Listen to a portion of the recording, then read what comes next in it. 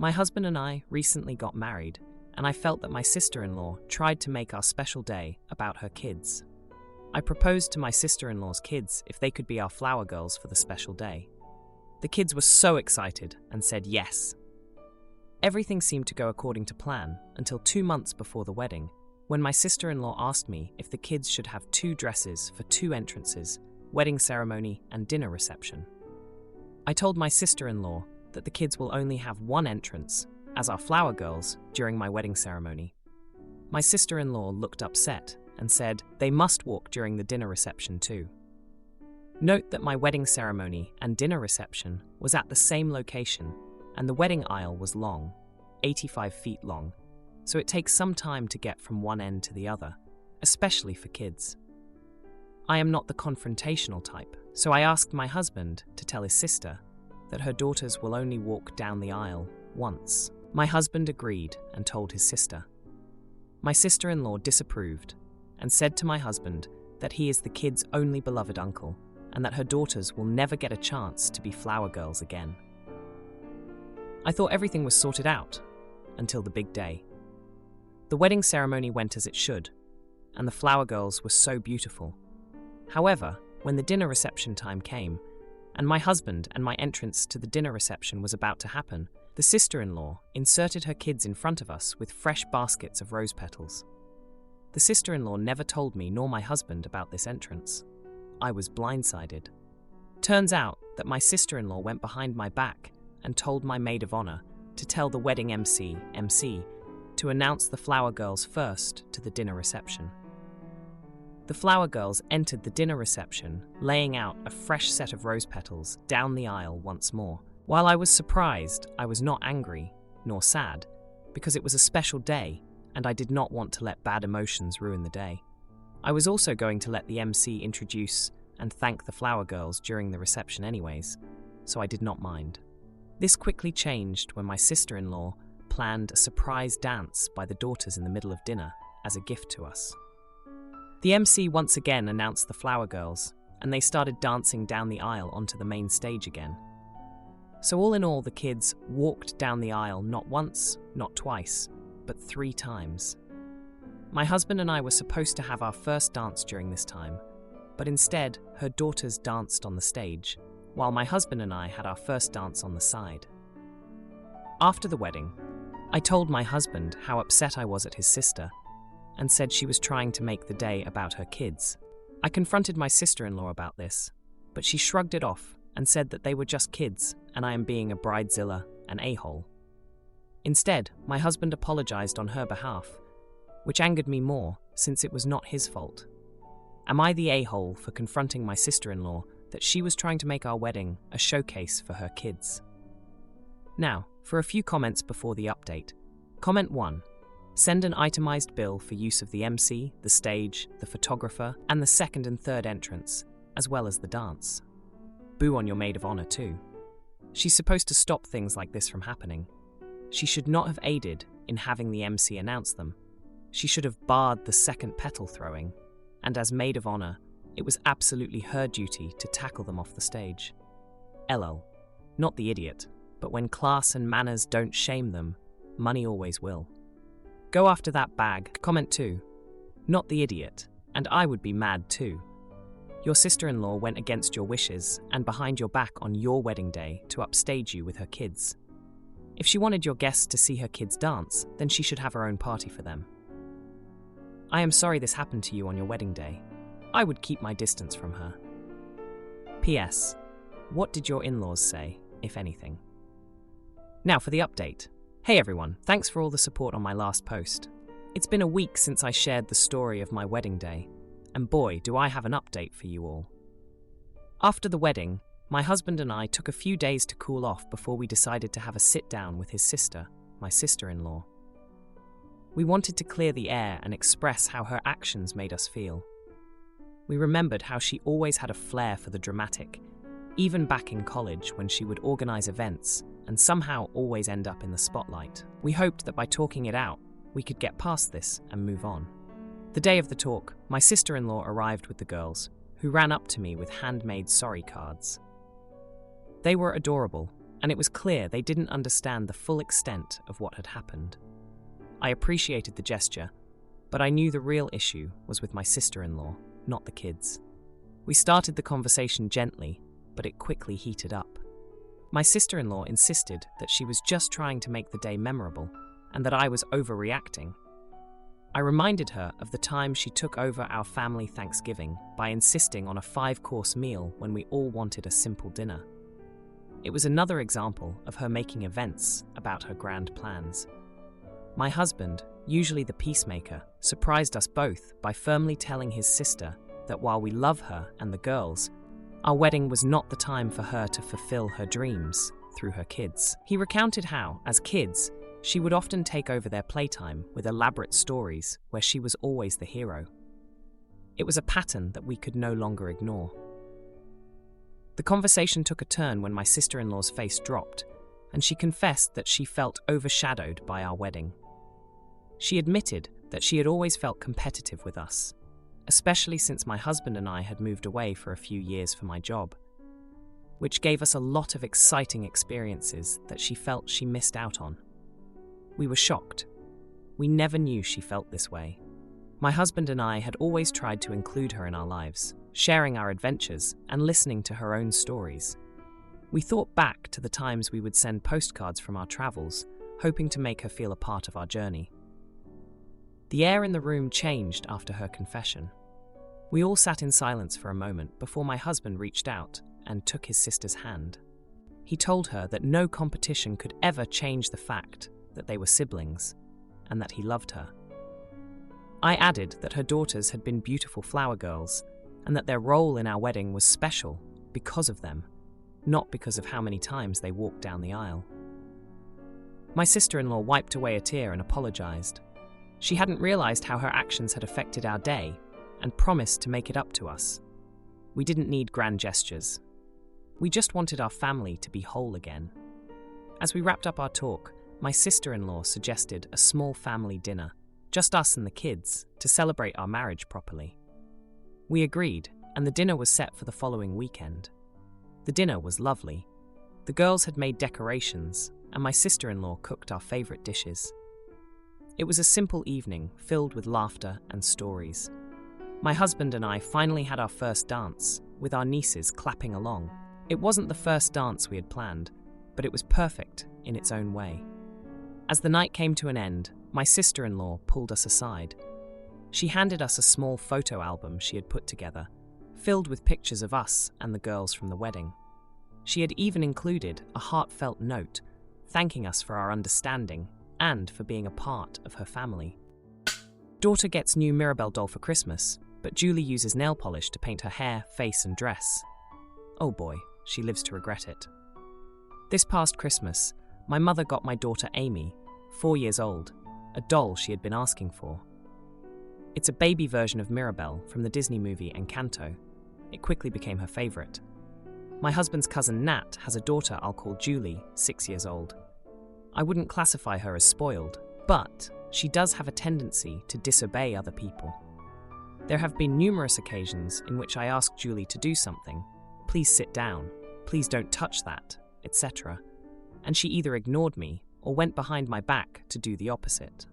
While I understand that she's a child, Nat rarely makes any attempts to educate her daughter or correct her behavior. Last week, Nat and Julie came to visit us with some other relatives. Julie saw the Mirabelle doll and asked my daughter if she could play with her. Amy refused. Julie protested, but I spoke with the girls and managed to get them to play with other toys. Sometime later, the kids sat down to watch TV while the others and I got dinner ready. When we went back to the living room, Julie was gone. After a short search, we found her in my bathroom. She had taken not only the Mirabelle doll, but also my nail polish carrying case. Julie had used my nail polish to paint the doll's hair, face, and dress. It covered most of her facial painting, matted her hair, and ruined her clothes. Amy saw what happened and was devastated. When we asked Julie what she was doing, she said she was giving the doll a makeover. Nat and Julie left in a hurry. The next day, I asked Nat what she planned to do about it. She suggested that the girls apologize to each other, Julie for painting the doll, Amy for not sharing it in the first place, and hug it out, and offered to give me a couple of new bottles of nail polish.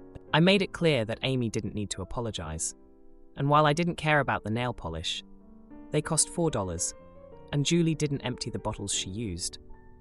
I did expect Nat and her husband to replace the doll. Nat refused. She said that it wouldn't be fair for her to waste money over an innocent mistake a child had made. She also doesn't think Julie should be the only one apologizing, as none of this would have happened if Amy had agreed to share in the first place. I asked her twice. She said no both times. Finally, I called her husband and explained the situation. He apologized profusely and agreed to buy Amy a new doll. He stopped by on Saturday and gave it to us. He also brought Julie along and made her apologize to Amy. Apparently, Nat and her husband fought over this, as she kept insisting that Julie was just a child and they owed us nothing. So now, in addition to saying it was entitled of me to expect a new doll, she is blaming me for their fight. My husband is on my side, but my mother-in-law thinks I should apologize, as this has blown out of proportion and I could have dealt with it more gracefully. She also thinks it was wrong of Amy to refuse to share. Am I the idiot? Now, for a few comments before the update. Comment 1. Oh my god, how infuriating. There is no reason your daughter should have had to share her doll in the first place. Mother-in-law is way out of line for that. Your daughter shared her other toys. You know damn well that the other little girl did that to your daughter's doll deliberately out of spite. I'm angry at you for even considering, for a moment, that you're wrong in this. The other daughter's mother is so far out of line, it's insane. Not the jerk, NTA. And for the love of God, never let those jerks in your house again. Comment 2. This share stuff is baloney. Exactly what are we teaching our children? Skills they need in later life? Do adults share their cars, their home, their jewelry? We should be teaching our children that if someone owns something, then it's theirs, and no one is entitled to it. Sorry about the rant. Not the jerk, NTA. Their daughter didn't just play with something, she destroyed it. Most likely, maliciously. They should replace it. Now for the update. Hey everyone, thanks for all the comments on my last post. I wanted to give you an update on the situation with my daughter's Mirabelle doll and my husband's cousin Nat's daughter, Julie. So, after the whole disaster with the doll, things were pretty tense. Nat wasn't talking to me, and her husband was caught in the middle of it all. He's always been the more reasonable one, and I could tell he was embarrassed by the whole situation. A couple of days after he brought over the new doll, I noticed Amy wasn't playing with it as much as I expected. When I asked her about it, she said it wasn't the same as her original Mirabelle doll. You see, the one my mother had given her had a little defect in the dress. A tiny red thread that Amy said was Mirabelle's special mark. It made my heart sink to see her trying to accept the new doll when it clearly wasn't the same for her. Meanwhile, my husband had been pretty quiet about the whole thing. He's not one to get involved in family drama, but I could tell he was upset. He grew up with Nat, and they used to be close, but her behavior over the years had put a strain on their relationship. This incident with Julie seemed to be the last straw for him. A few days later, we had a family gathering at my mother-in-law's house. It was the first time I'd seen Nat since the incident. She walked in with Julie, and the air was thick with tension. Everyone was walking on eggshells, trying to avoid the topic. But then, something unexpected happened. Julie came up to Amy, and without any prompting, handed her a small package. Inside was a Mirabelle doll, but not just any Mirabelle doll. It was Amy's original doll, cleaned up as best as Julie could manage. The nail polish was mostly gone, though the hair was still a bit stiff and the dress slightly stained. But there it was, the little red thread on the dress.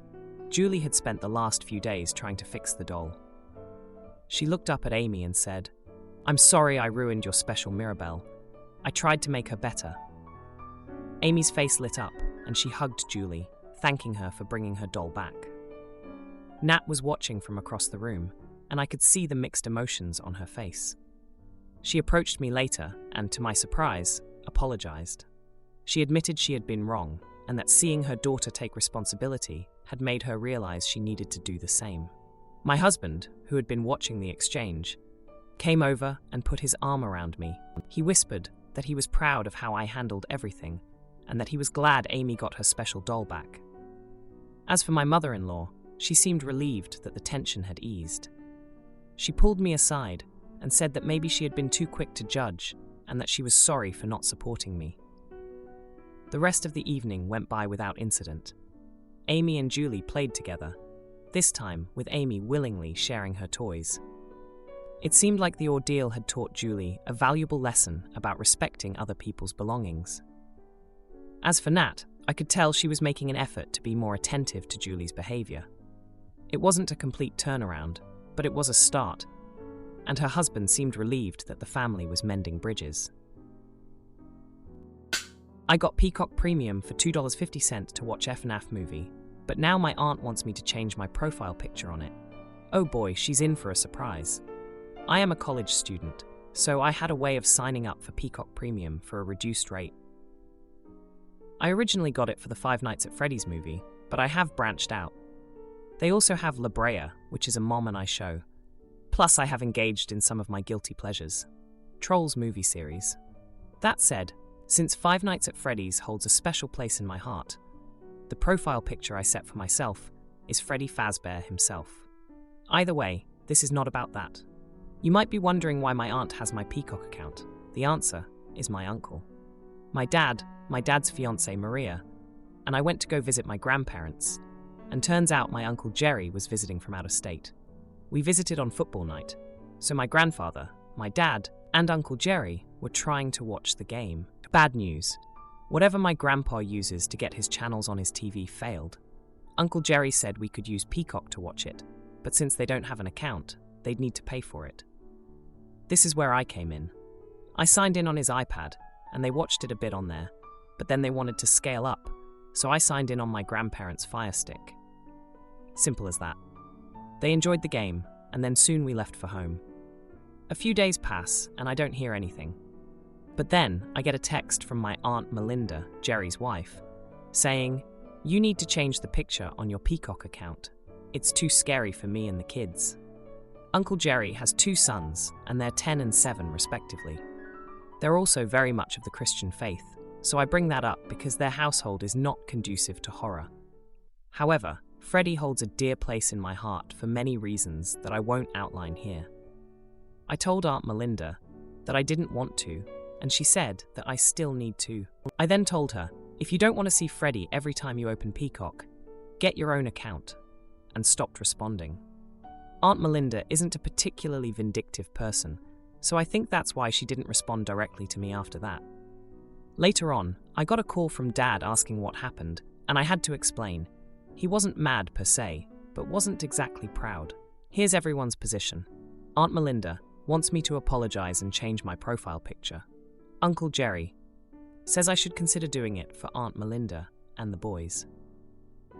Says that I have a point and that it's my prerogative, but says there will be an impact.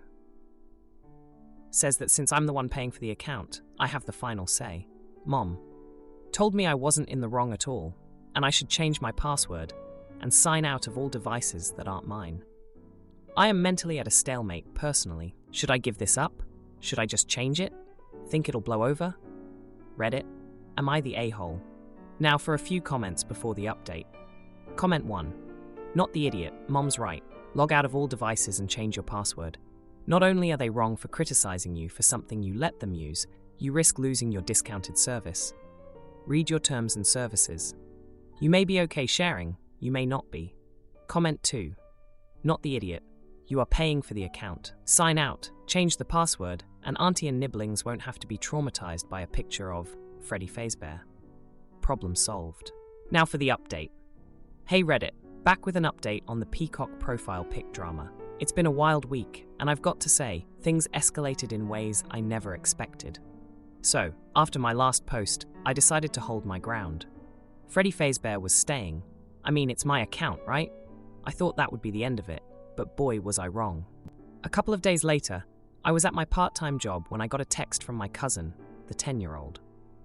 He's pretty tech-savvy for his age, and he sent me a message that just said, "Uncle, why do you like scary things?" It hit me right in the feels, guys. I never wanted to scare the kids, but I also didn't want to be pushed around. I replied, explaining that Freddie was from a game that I liked and that it wasn't meant to scare him. He sent back a thumbs up emoji, and I thought that was that. But then, the next day, my phone blew up with notifications during class. Turns out, my Aunt Melinda had taken to the family group chat to air her grievances. She posted a long message about how I was being insensitive to her and the kids' feelings, and how family should be more important than a profile picture. It was a full-on guilt trip, and she even brought up how my Uncle Jerry had helped me out with my car troubles last summer, implying I owed them. I was fuming, but before I could even respond, my dad's fiancée, Maria, jumped in to defend me. She pointed out that I was an adult and could make my own choices. This led to a huge back and forth in the group chat, with various family members chiming in. It was like watching a tennis match where the ball was my Peacock account. The next day, Uncle Jerry called me. He was trying to be the peacemaker, saying that it wasn't worth causing a rift over something so small. He reminded me of the time he took me fishing when I was younger and how we'd bonded over that. He said he didn't want something like this to spoil our relationship. I was torn, Reddit. On one hand, I didn't want to cave, but on the other hand, I didn't want to be the cause of family tension. So, I made a decision. I changed the profile picture to a neutral image of a peacock, the bird, not the logo. I thought it was a fair compromise. But here's the jaw-dropping part. The next time I logged in, I noticed something odd. There were new profiles added to my account. One for each of my cousins and one for Aunt Melinda. They had gone ahead and made themselves at home on my account, complete with their own profile pics and watch lists. I was shocked. It felt like a betrayal, especially after I'd changed the picture to keep the peace. I called my mom to vent, and she was livid. She said I should follow her original advice and change the password and sign out of all devices. So, I did just that. I changed the password and kicked everyone off. It felt like reclaiming my territory. But the fallout was immediate. Aunt Melinda called me, and she was upset. She said I was being petty and that I'd hurt the boys by taking away their profiles. I tried to explain that it was my account and that they had crossed a line by adding profiles without asking, but she wasn't having any of it. She ended the call by saying that she was disappointed in me. Now, here's the bittersweet ending. Uncle Jerry texted me later that night. He said he understood why I did what I did and that he was sorry for how things turned out. He also said he'd miss watching the football games with me, even if it was just through a shared account. If you liked this video, you'll probably like these too. Also, while you're here, please consider subscribing. It's your support that keeps this channel alive and allows me to make better and longer videos. Have a great day.